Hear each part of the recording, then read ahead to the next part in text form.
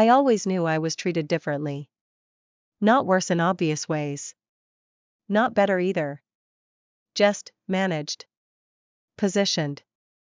Kept useful. But nothing prepares you for the moment your parents look you in the eyes on your 18th birthday and explain, calmly, that you were never the main plan. That you were just the spare. I used to think the word spare belonged to objects. A spare tire.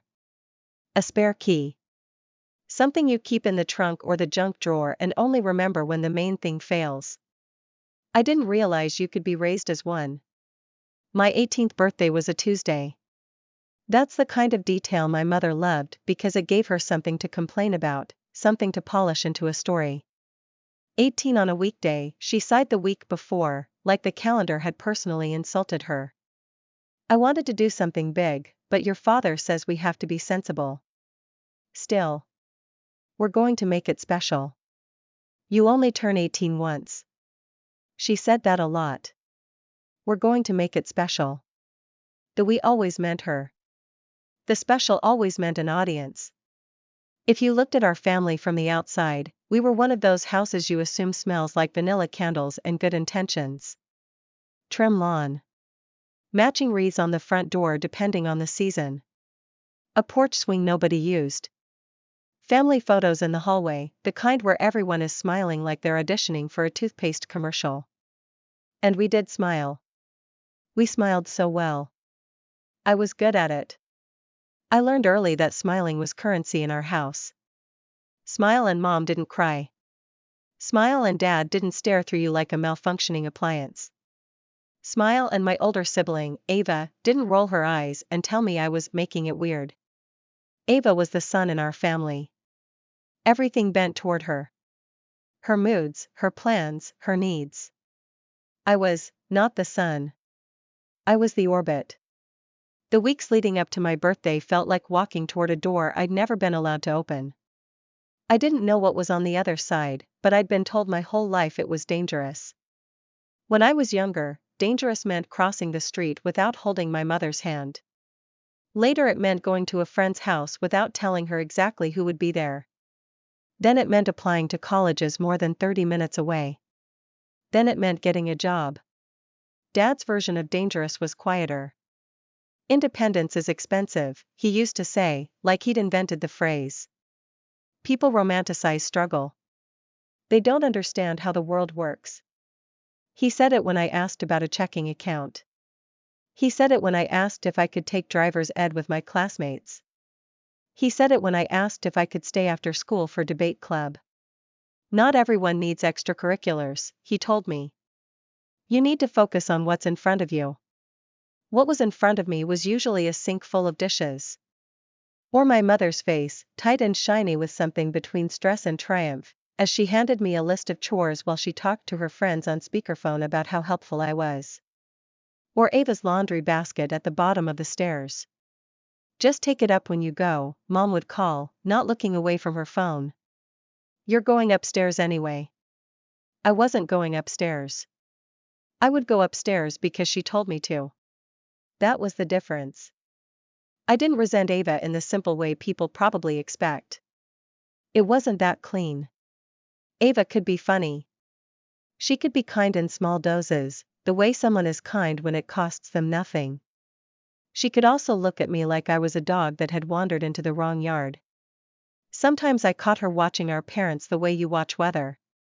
Like she'd learned to predict storms. And sometimes, when she thought nobody was looking, she had this flicker in her face. Not guilt. Not sympathy. Fear.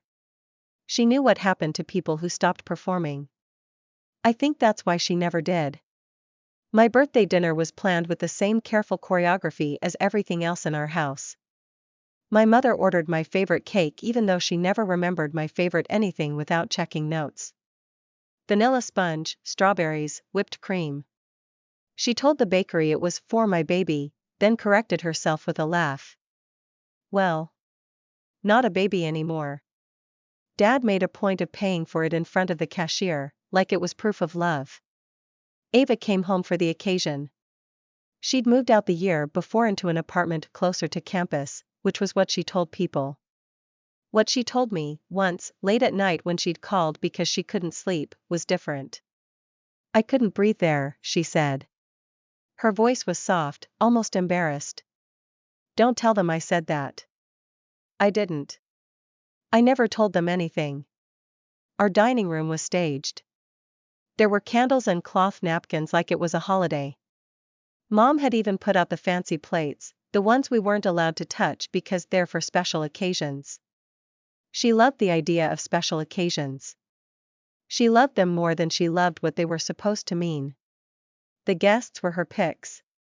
Not mine. Aunt Marlene, who always commented on my weight in a voice she thought was concern. 2 neighbors, the kind who were only ever around when there was something to see.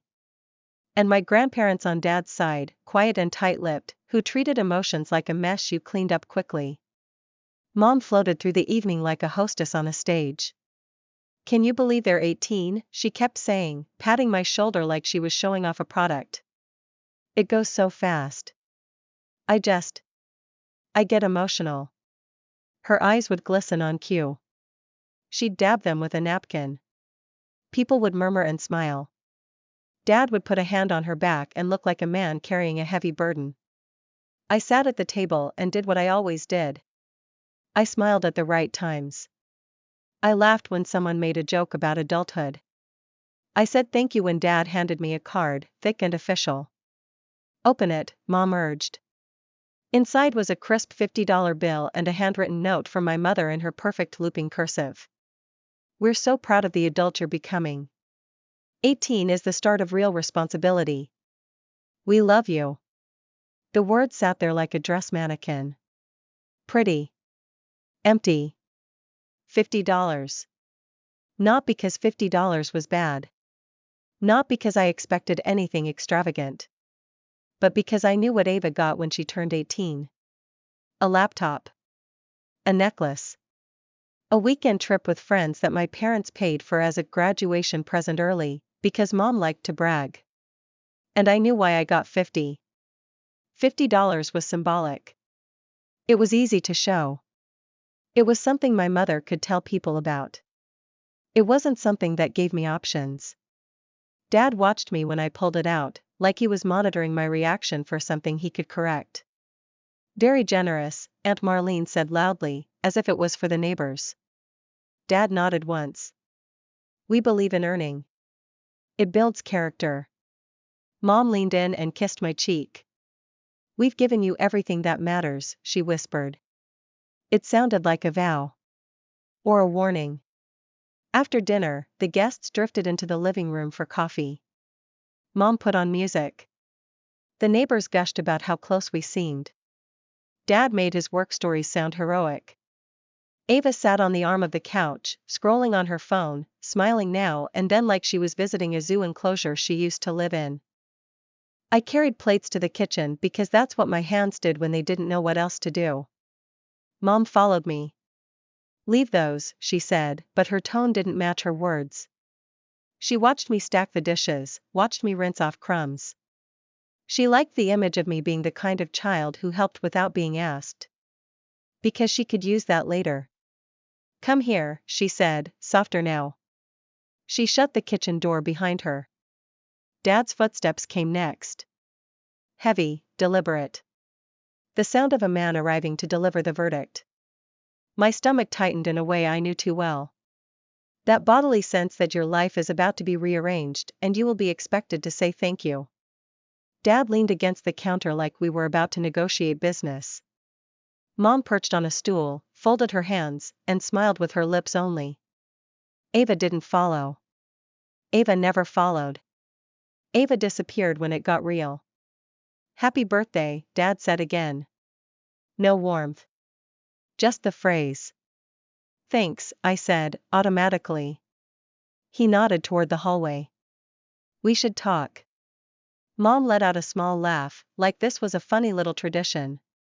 Don't look so scared. You're 18 now. That means adult conversations. Dad's eyes stayed on mine. Adult responsibilities. I didn't say anything. My silence was the safest language in our house. Mom reached into her pocket and pulled out my phone. My phone. The one I'd had since I was 16. The one Dad paid for. The one that tracked my location, that had parental controls that never quite went away, even when I begged. She held it up with 2 fingers like a toy. Starting today, she said brightly, we're updating some boundaries. My throat felt tight. What boundaries? Dad's mouth twitched like he disliked the word. Rules. Mom corrected herself instantly, voice soothing. Not rules. Just structure. You're an adult now, which means you don't get to act like a child and still live under our roof. Dad pushed off the counter. We're not going to have an 18-year-old freeloading. Freeloading. I went to school. I kept my grades up. I cooked half our dinners. I cleaned. I babysat my cousin's kids when Mom volunteered me. I did everything that kept our house running quietly in the background so the front-facing family could sparkle. And he said freeloading. I swallowed. I've been asking to get a job. Mom's smile sharpened. And we told you, not until we had a plan. Jobs are distracting. People get ideas. Dad nodded like she'd said something wise. A job means you're out of the house. You think you're independent. You start making decisions. He said it like decisions were a disease. Mom tapped my phone. We're also switching your bank situation. I blinked. My bank situation? Dad said, your account is linked to ours. It's easier that way. You're not ready to manage money alone. I stared at him. I'm 18. And you live here, he replied. So yes, we'll be managing it. Mom leaned forward, voice almost tender. This isn't punishment. It's protection. You don't understand how quickly people ruin their lives when they get access to money. I tried to keep my voice steady. What money? Dad's eyes were flat. Your graduation money. Any gifts? Any wages if we decide you can work. It goes into the family account. We'll give you what you need. What I need, I repeated, because that phrase landed somewhere deep and ugly. Mom sighed like I was being dramatic. Don't do that. Don't make it into a thing. Dad's gaze flicked to the kitchen door, like he could still hear the living room. Also. Rent. I actually laughed, a short sound that surprised me. Rent? It teaches responsibility, Dad said. $200 a month. My head spun. $200 a month, from a person who wasn't allowed to work yet. Mom waved a hand. You can earn it here. We're not monsters. There's plenty you can do around the house. Something cold settled in me. Not panic. Not sadness. Recognition. This wasn't a conversation about adulthood. This was a contract. A list of terms and conditions that said, you don't get to become a person. You get to become a resource. My heart was beating too fast, but my voice came out small. Why are you doing this now?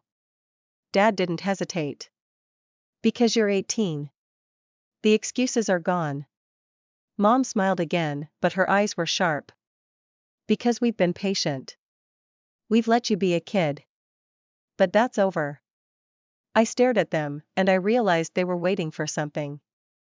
For me to cry. For me to beg. For me to panic and promise I'd be good. For me to hand them my adulthood like a certificate and say, here. You hold this for me. I didn't do any of those things. I just stood there, and in the silence, the truth I'd been tiptoeing around my whole life finally stepped into the room. Mom tilted her head. Say something. Dad folded his arms. You're quiet. I looked at my mother. Why does Ava get to live away at school without paying rent? The question was simple. Clean. Logical. My mother's smile faltered for half a second. Dad answered like he'd been waiting. Ava is an investment. Her degree matters. I blinked. And mine doesn't? Mom laughed too loudly, like she was trying to cover the sound of something cracking. Of course it matters. Don't be ridiculous. But Ava is different. Different. There it was again. The invisible hierarchy made visible for a moment. Dad's voice went colder. Your sister had potential. She proved herself. I could feel my face heating. I have a 3.9 GPA. Dad shrugged. Grades aren't everything. Mom reached out and patted my hand like I was a child having a tantrum. Honey. Don't compare. It's not a competition. It always was. I pulled my hand back. Dad exhaled, impatient. Look. We're being honest with you because you're an adult now. Mom nodded eagerly. Exactly. Honesty. Then Dad said the sentence that rewired my entire spine. You're not the main plan, he said, like he was explaining the weather. You're the spare. I didn't react fast enough, and my mother, emboldened, added with a soft little laugh. Sweetheart, you're just the spare. That's not an insult. Every family needs one. Someone stable. Someone who stays. The room went quiet in my head, like someone had pressed mute on the world. Spare. Not loved less accidentally. Not overlooked. Not misunderstood. Assigned. Designated. Mom kept talking, her voice warm and reasonable, like she was doing me a favor. Ava was always meant for more, she said. And that's wonderful. We supported that. That's what parents do. Dad nodded once. You, on the other hand, are dependable. You're not high maintenance. You can handle things. I could barely breathe. Handle what? Mom's eyes flicked toward the living room. Toward the guests. Toward the performance still happening in the other room. Then she looked back at me and smiled. Us, she said. This house. The family. When your father and I get older. You're the one who will be here. Dad's tone was final. So this is how it will be. You can be grateful you have a place. Plenty of kids get kicked out at 18. Mom leaned in, voice syrupy. Don't make us the bad guys. We're offering you security. Security. With a leash. I stood there holding my breath, staring at my mother's face and my father's posture and realizing something terrifying. They were calm. They weren't angry. They weren't losing control. They thought this was normal. They thought this was the moment I'd finally accept my role. The kitchen suddenly felt smaller. The air felt thick. I could hear laughter from the living room, and it sounded like it belonged to someone else's life. Dad extended his hand. Phone. I didn't move. Mom's smile tightened. Don't be stubborn. Give it here. Dad's voice sharpened. Now. I looked down at the phone in my mother's hand. Then I looked back up at them. And something in me, something that had been folded up and stored away for years like a forbidden object, unfolded. Not rage. Not yet. Just a quiet, stunned clarity. They had handed me the truth like it was a gift. And they expected me to say thank you. Mom tilted her head again, too sweet, too practiced. You're being dramatic. You're not going to throw a fit on your birthday, are you? Dad added, almost bored, where would you even go? I didn't answer. Because I suddenly knew the answer. And for the first time in my life, that answer didn't feel impossible. It felt inevitable. I reached out slowly. My mother's eyes softened, triumphant, because she thought I was finally obeying.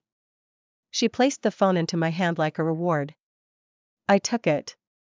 And I said, very quietly, okay. Dad nodded, satisfied. Good. Mom smiled wider, relief flooding her face. There we go. See? Adult conversation. I turned and walked out of the kitchen. Not back to the living room. Not back to the cake and candles and fake warmth. I walked down the hallway like my body remembered the path to my room better than my mind did. Behind me, I heard Mom's voice rise again, bright and cheerful as she reopened the kitchen door. "Everything's fine," she called out. "Just a little birthday chat. You know how it is." And the guests laughed. Because of course they did. In my room, I closed the door and leaned my forehead against it. My hands were shaking so hard I almost dropped my phone. I stared at the small space I'd been allowed to occupy, the posters I'd carefully chosen to be neutral, the bedspread my mother picked because my choices were too dark, the desk where I did homework while listening to my parents argue about money like it was a private religion. I opened my closet. I looked at my backpack. And I thought of the spare tire in the trunk of Dad's car. How it sits there, untouched, until the day someone needs it. How it's only valuable when something else fails. My phone buzzed in my hand. A text from my best friend, Jamie. "Birthday? You alive?" I stared at the message for a long time. My throat burned. My eyes stung. Not because I was sad. Because I was finally, fully furious. I typed with shaking fingers. "Can you pick me up tonight?" I hit send before I could talk myself out of it. The reply came almost instantly. "Yes." "Where? When?" I swallowed hard and looked at the clock.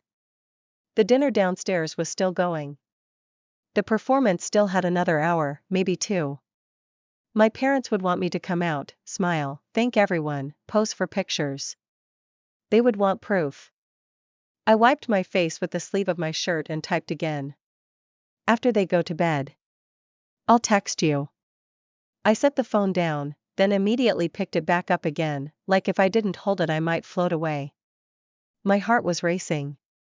My mind was louder than it had ever been. And underneath the fear, underneath the shaking, there was a new sensation I didn't recognize right away. It felt like standing at the edge of something vast. It felt like air. I heard footsteps in the hallway. A knock on my door. Mom's voice, sweet and warning at the same time, "Come out, honey.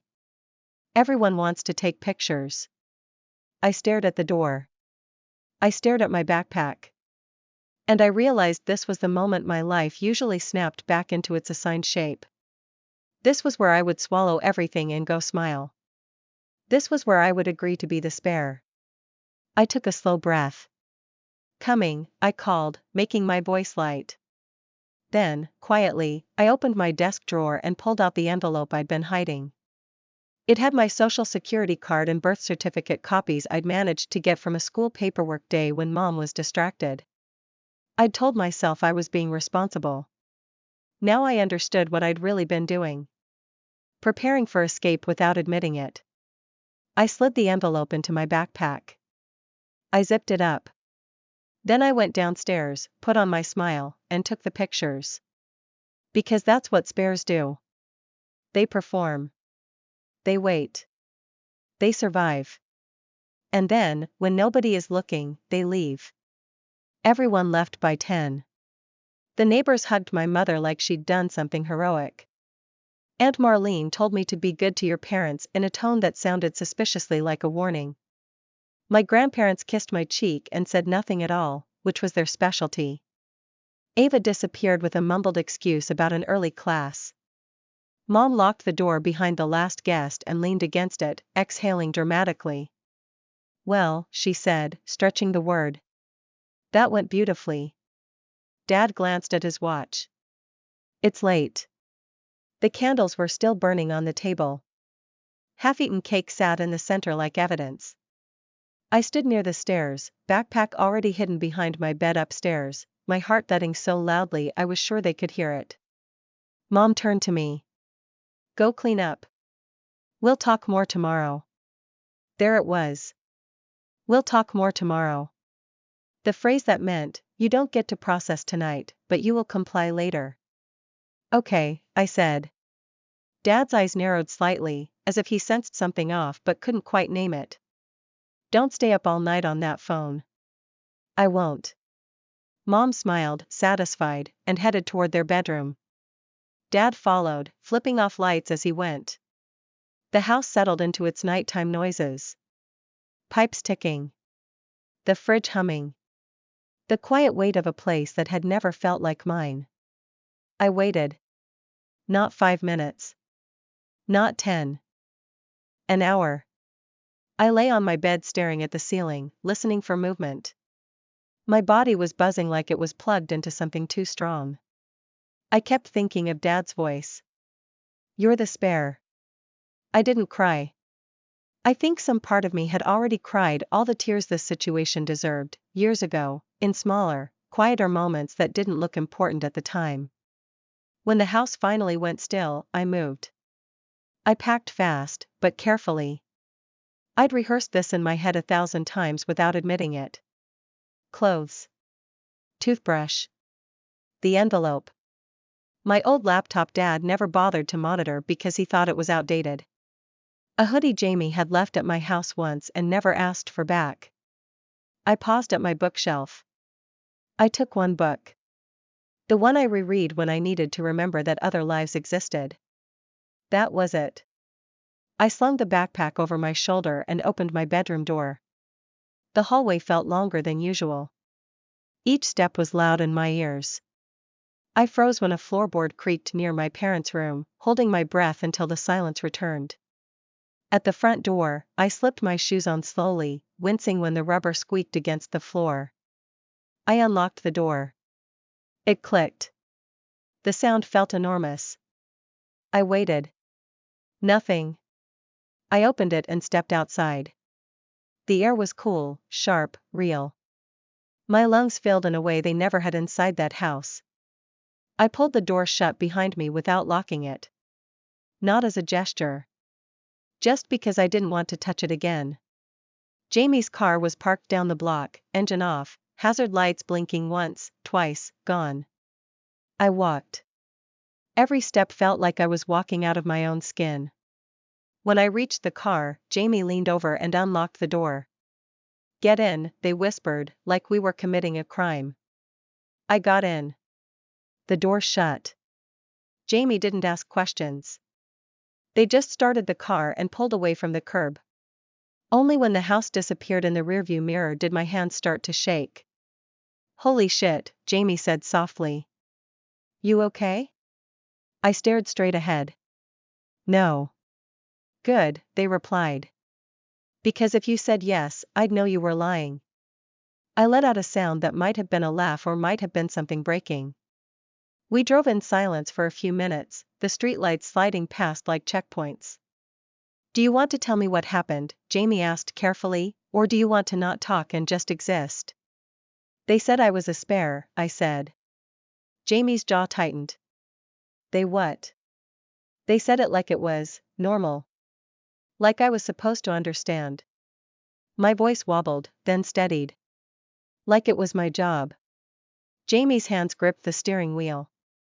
That's not parenting. That's casting. I nodded.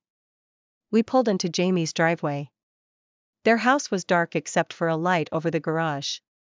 You can stay as long as you need, Jamie said immediately. No strings.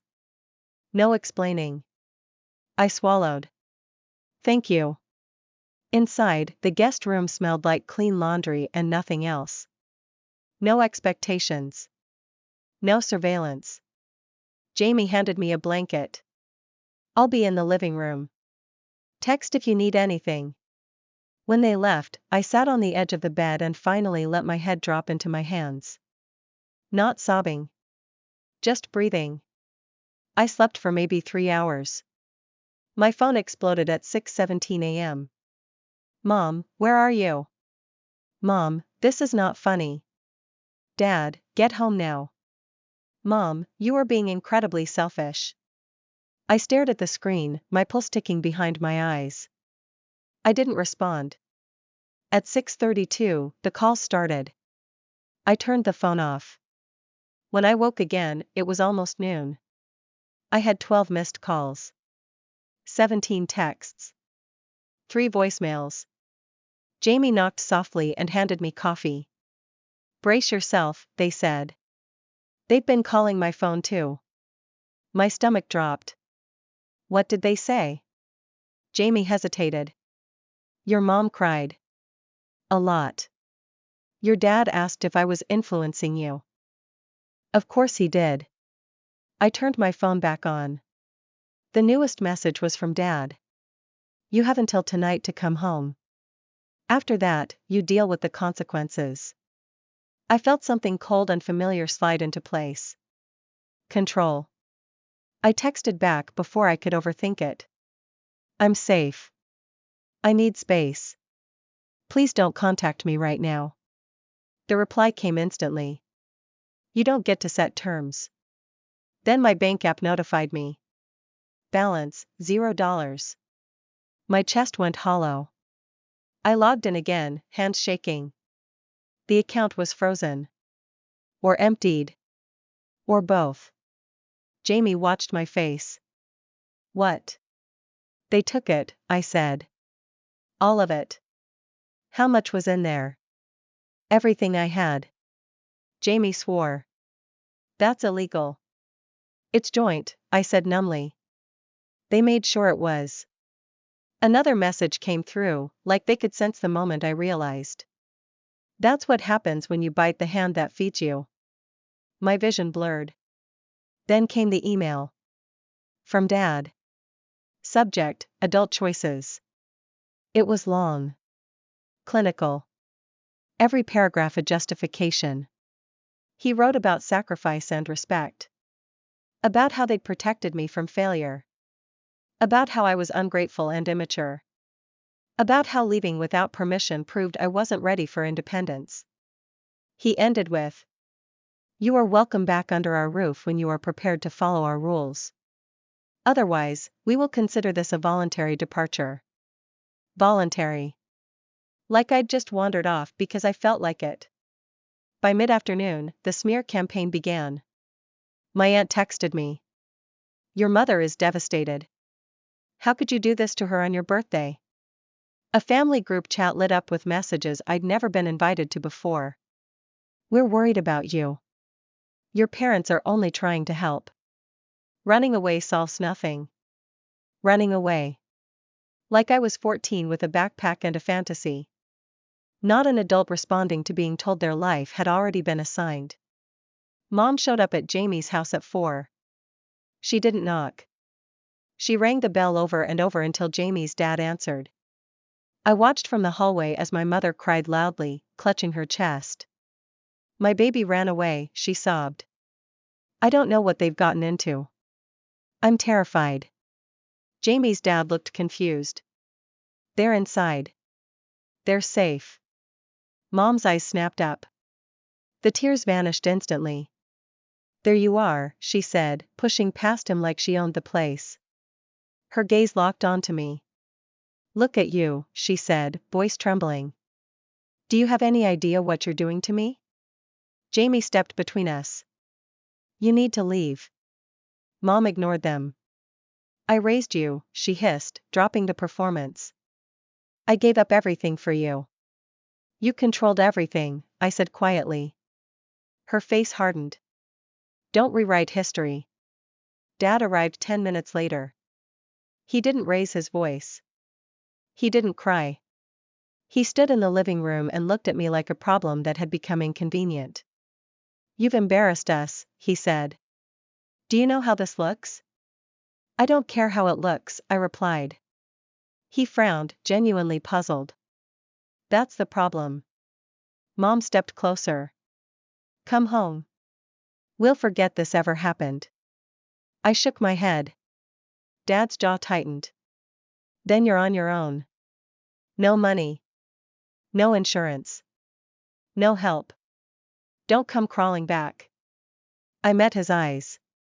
You already decided that for me. Mom gasped like I'd slapped her. Dad laughed once, sharp. You think this is about feelings? It's not. It's about reality. No, I said. It's about control. The word hung in the air. Mom's voice dropped. If you don't come back, Don't bother calling us when your life falls apart. I felt something snap, clean and final. I wasn't going to, I said.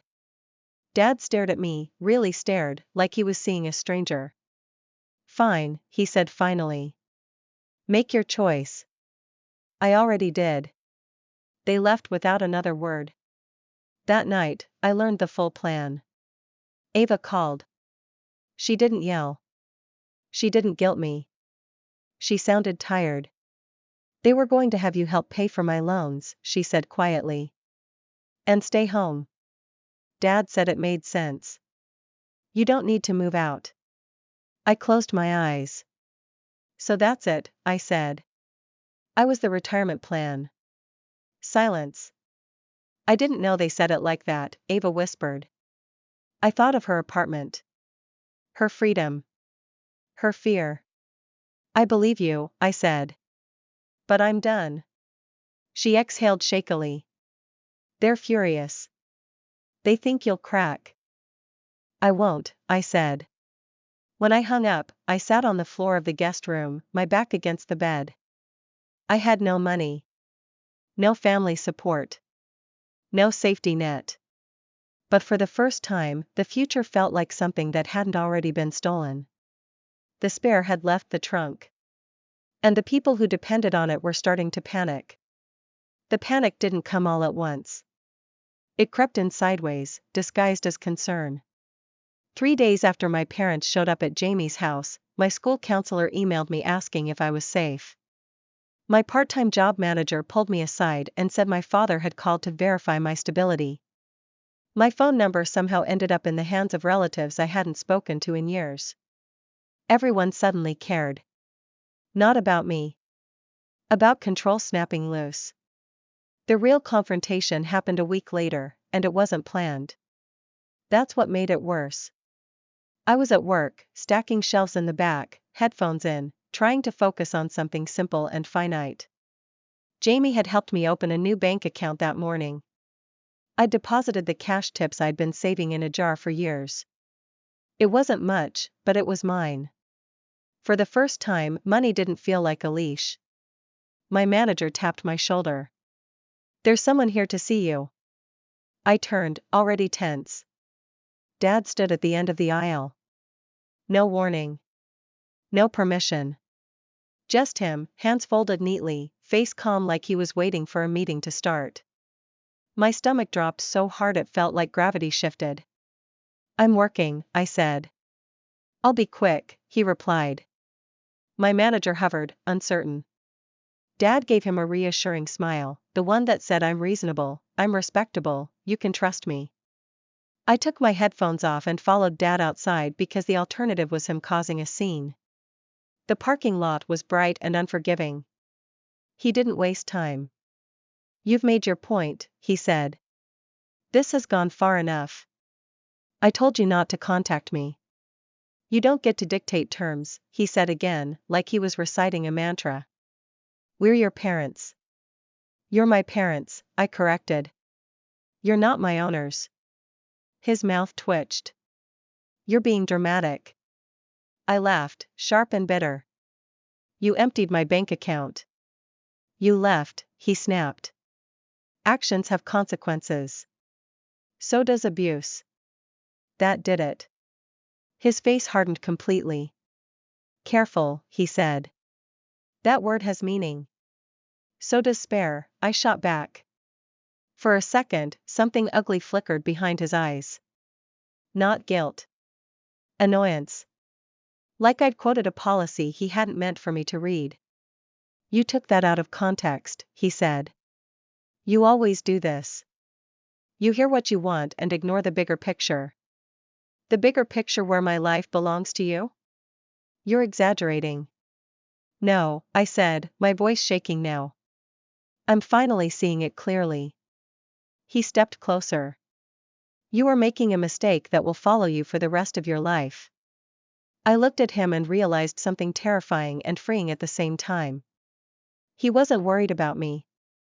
He was worried about precedent. About what it meant if the spare refused the role. I don't care anymore, I said. You don't get to decide my future. He scoffed. You think this job and couch surfing is a future? It's mine. He leaned in, voice low. You will fail. And when you do, don't expect us to rescue you. I met his stare. You never planned to. That's when he lost the mask. You were never meant to be difficult, he snapped. That's the problem. You were easy. You were supposed to stay easy. The words landed like a slap. There it was. The truth, raw and unfiltered. I felt something inside me break cleanly in two. I'm done, I said. You don't get to be done, he said. I do, I replied. And I am. I turned and walked back inside. He didn't follow. That night, my mother tried a different approach. She didn't call. She wrote an email, sent to my new address she shouldn't have had. Subject, please read. It was long and emotional and dripping with selective memory. She wrote about holding me as a baby. About sleepless nights. About how she'd loved me fiercely. About how she didn't understand why I hated her. She wrote about how fragile she felt. How my leaving had broken something in her. How she'd always seen me as the one who would stay close. There it was again. Stay. Not grow. Not live. Stay. Then the tone shifted. She accused me of being cruel. Of punishing her. Of being manipulated by Jamie. Of abandoning the family when they needed me most. She ended with, if you walk away now, don't expect a relationship with us later. Doors close. I stared at the screen for a long time. My hands weren't shaking this time. I opened a blank document and started typing. Not an essay. Not an explanation. Just the truth, stripped of decoration. I'm not coming back. You told me I was a spare. You meant it. I believe you. I'm done being managed, controlled, and used as a resource. Do not contact me again. If you show up at my work or my home, I will involve authorities. This is not a phase or a negotiation. This is the boundary. I read it twice. Then I sent it. The reply was immediate. Not from Mom. From Dad. You'll regret this. I blocked both of them. The fallout was nuclear. They didn't respect the boundary. They tested it. They called from unknown numbers. They emailed from alternate accounts. They sent relatives as messengers. Mom showed up at my workplace again and was escorted out this time. Dad left a voicemail on Jamie's phone saying they were harboring a runaway. The word didn't hurt anymore. It just sounded desperate. The final confrontation happened at my graduation. I hadn't wanted to go. Jamie convinced me. You deserve to walk, they said. Don't let them take another thing. I sat with Jamie's family. Not in the section reserved for my parents. Not under their last name. I was standing with my classmates when I felt it. That presence. I turned. My parents were there. Both of them. They'd saved seats. Front row. My mother's eyes locked onto mine, shining, triumphant. Like she'd won something just by being seen. I felt my chest tighten. Jamie squeezed my hand. You don't have to do anything. I nodded. But when my name was called and I walked across the stage, my parents stood up. Clapped. Smiled. Claimed me in public. Something in me snapped. After the ceremony, they intercepted me near the exit. Mom rushed forward, arms open. My graduate. I stepped back. Her arms froze midair. People watched. Dad's smile faltered. Don't do this here. You brought it here, I said, loud enough for people nearby to hear. Mom's eyes filled with tears instantly. Why are you being so cold? I took a breath. I'm not your spare, I said. I'm not your backup plan. I'm not your caregiver, your financier, or your emotional crutch. Dad hissed, lower your voice. No, I said. I spent my entire childhood being quiet so you'd be comfortable. Mom grabbed my arm. I pulled away. Do not touch me. The crowd had fully noticed now. Mom sobbed. After everything we've done for you. You told me my role, I said. And I quit. Dad's face went red. You are making a scene. You made my life a scene, I replied. This is just the ending. I turned to leave.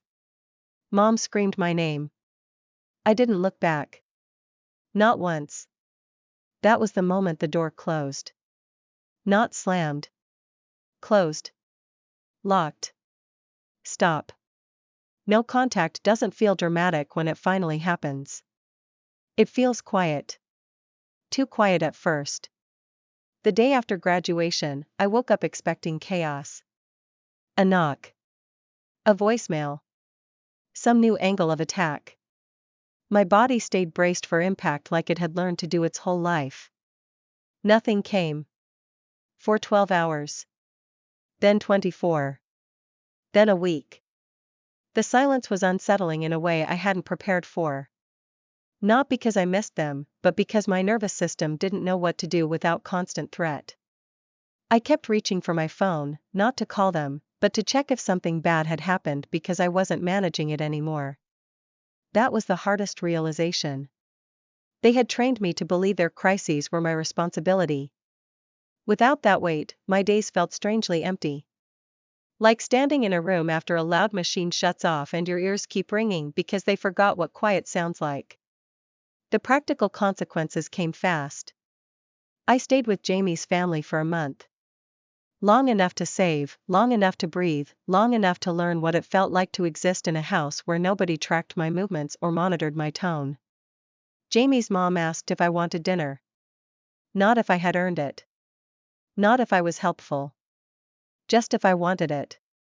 I cried in the bathroom that night, embarrassed by how small kindness could still undo me. I worked more hours. Took every shift I could. Opened my own checking account, then a savings account. Put my documents in a fireproof folder I bought with my own money. Every tiny adult task felt monumental because I'd been told my whole life I wasn't capable. Turns out I was capable. I just hadn't been permitted. The extended family faded quickly once they realized there would be no reconciliation performance to watch. A few sent messages that read like concern but smelled like surveillance. Your mother isn't doing well. Your father says you've misunderstood everything. Families fight. That's normal. I didn't respond. I learned that no contact isn't something you announce once. It's something you enforce over and over until people get bored trying to pull you back. Ava texted once, months later. They're not okay. I stared at the screen for a long time. Then I typed. I'm sorry. I'm still not coming back. She didn't reply. I don't know if she ever will. I don't hate her. I also won't save her. That was part of the role I quit. The grief didn't arrive all at once. It came in fragments. At the grocery store when I realized I could buy what I wanted without asking permission. When I got sick and nobody accused me of exaggerating. When I signed my own lease on a tiny apartment with peeling paint and a door that stuck when it rained. I grieved the parents I thought I had. Then I grieved the parents I realized I never did. There were nights I lay awake bargaining with ghosts. If I had been louder. If I had been better. If I had been more like Ava. Those thoughts faded slowly, replaced by a quieter truth. They didn't want a child. They wanted a function. And when the function refused to operate, they panicked. That panic wasn't love. It was loss of control. The last message I ever received from my mother came almost a year later, from a number I didn't recognize. I don't know why you're punishing us. We gave you everything. I stared at it. I didn't reply. Because no contact isn't about winning arguments.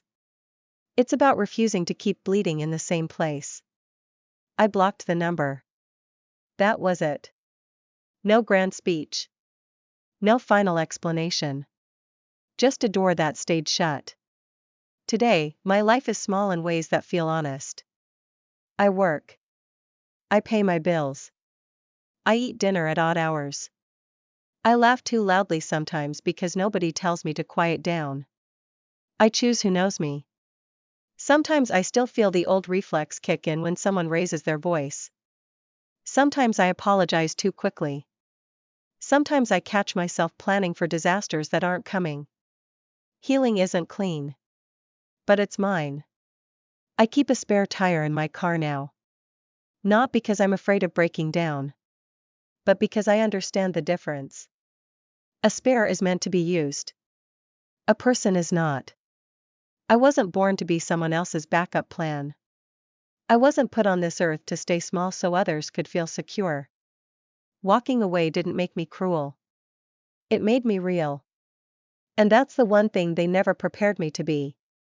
I didn't cut them off because I was angry. I cut them off because I finally understood my role. I was never meant to grow. I was meant to stay. And choosing myself was the first real decision I ever made.